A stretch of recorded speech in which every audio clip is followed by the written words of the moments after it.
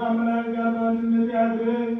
በየጊዜውና በየሰዓቱ ሁሉ ከሚያመሰግኑ ከቅዱሳን መላእክት ጋር በአንድነት ያድር ዘለዓለሙ።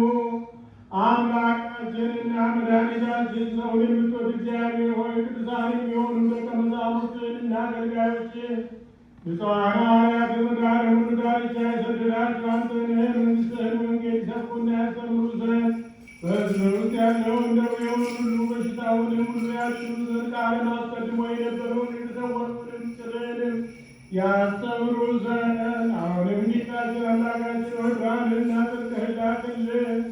የሐሳባችንና የልቦናችንን ዓይኖች አብራልን።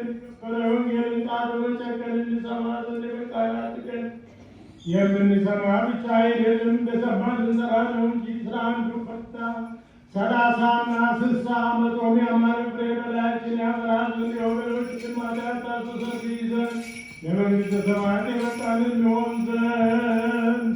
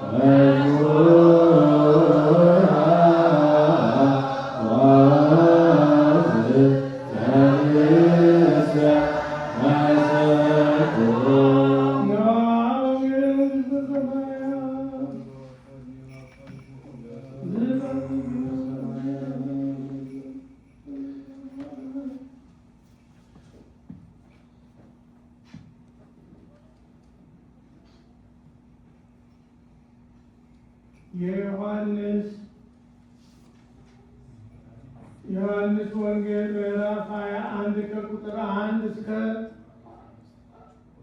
ከቁጥር 15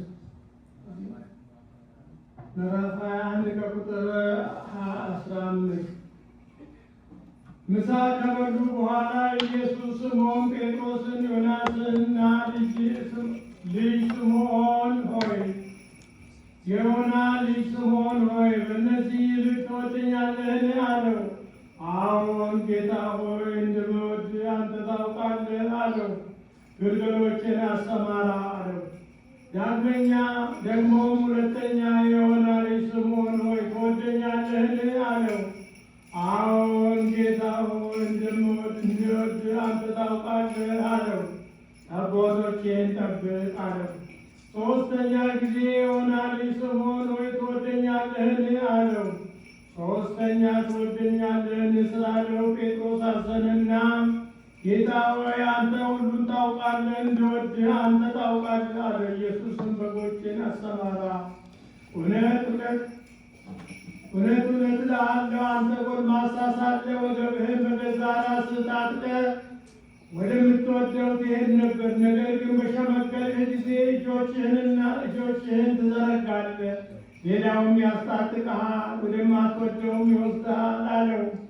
በምን አይነት ሞት እግዚአብሔር ያከብር ዘንድ እንዳለው ሲያመለክት ይህንን ብሎ ተከተለኝ አለው። ጴጥሮስም ዘወር ብሎ ኢየሱስ ሲወደው የነበረውን ደቀ መዝሙር ሲከተለው አየ። እርሱም ደግሞ በእራት ጊዜ በደረቱ ተጠግቶ ጌታ ሆይ አሳልፎ የሚሰጥ ማን ነው ያለው ነበር። ጴጥሮስም ይህንን አይቶ ኢየሱስን ጌታ ሆይ ይህስ እንዴት ይሆናል አለው። ኢየሱስም እስክመጣ ድረስ ይኖር ዘንድ በወድስ ምን አግዶ አንተ ተከተለኝ አለው። ስለዚህ ያ ደቀ መዝሙር አይሞትም የሚለው ይህ ነገር ወደ ወንድሞች ወጣ። ነገር ግን ኢየሱስ እስከመጣ ድረስ ይኖር ዘንድ በወድስ ምን አግዶ አለው እንጂ አይሞትም አላለው። ስለነዚህም የመሰከረ ይህንንም ጽፎ ያለ ይህ ደቀ መዝሙር ነው። ምስክሩም እውነት እንደሆነ እናውቃለን። ኢየሱስም ያደረገው ብዙ ሌላ ነገር ደግሞ አለ። ሁሉም በእያንዳንዱ ቢጻፍ ለተጻፉት መጻሕፍት ዓለም ራሱ ባልበቃቸውም ይመስለኛል። በወልድ ያመነ የዘላለም ሕይወት አለው አለ በጌታ